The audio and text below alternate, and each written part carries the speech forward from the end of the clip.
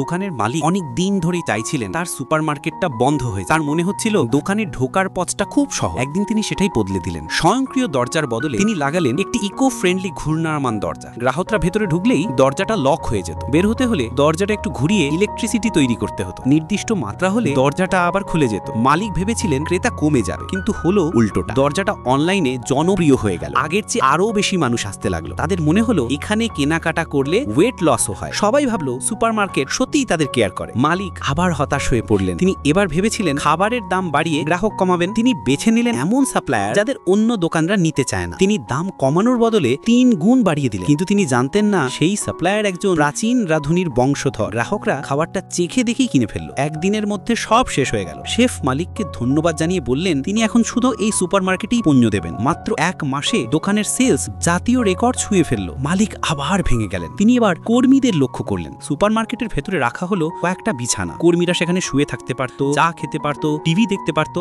মালিক ভাবলেন এতে তারা অলস হয়ে যাবে, কিন্তু কর্মীরা ভাবলো তাদের মূল্য দেওয়া হচ্ছে। তারা আরো মনোযোগ নিয়ে কাজ করতে লাগলো। কিছুদিন পর দোকানে এলো একদল মানুষ। তারা ছিল স্থানীয় শ্রমিক ইউনিয়নের প্রতিনিধি। বিছানার খবর ছড়িয়ে পড়েছিল সব শ্রমিকদের মাঝে। সেই দিন থেকে শহরের সব শ্রমিক শুধু এই দোকান থেকেই কেনাকাটা শুরু করলো। তাদের কোনো ডিসকাউন্ট লাগতো না। মালিক আবার ভেঙে পড়লেন। তবুও তিনি চেষ্টা ছাড়লেন না। তিনি যোগ দিলেন ফেক প্রোডাক্টস নিয়ে করা একটি টিভি শোতে। সেখানে দেখানো হচ্ছিল কিছু দোকান কিভাবে বড় প্যাকেজে কম জিনিস দেয়। 600 গ্রাম খাবারকে 2 প্যাক বানিয়ে বাই 1 গেট 1 বলা হয়, কিন্তু দাম রাখা হয় আরো বেশি। সেদিন মালিক নিজেই তার পণ্যের সত্যিটা দেখালেন। Fried chicken. সাইনে লেখা ছিল 6টির দামে 8টি চিকেন। আসলে 6টি চিকেন টুকরো করে 7 নম্বরটা বানানো ছিল। তার উপরে রাখা ছিল একটি পুরো চিকেন। দর্শকরা অবাক হয়ে গেল। তাদের মনে হলো 6টির দামে 7টি চিকেনই ন্যায্য। পরের দিন সব বিক্রি শেষ হয়ে গেল। এবার মালিকের আর কোনো উপায় রইল না। তিনি সব টাকা খামার জমি কিনতে লাগালেন। 2 গুণ বেতনে কাজ করালেন অনেক কলেজ স্টুডেন্টকে। তার ধারণা ছিল এবার তিনি ক্ষতিতে পড়বেন, কিন্তু মানুষ খামার দেখে খুশি হলো। তাদের মনে হলো সবজিগুলো তারা নিজেরাই ফলিয়েছে। মালিক যখন সত্যটা বোঝাতে গেলেন, ম্যানেজারের লোকেরা তাকে নিয়ে চলে গেল। ম্যানেজার পুরো জায়গাটাকে একটি অর্গানিক ফার্ম বানিয়ে ফেললেন এবং সবজিগুলো বাজার দমে 3 গুণে বিক্রি হতে লাগলো।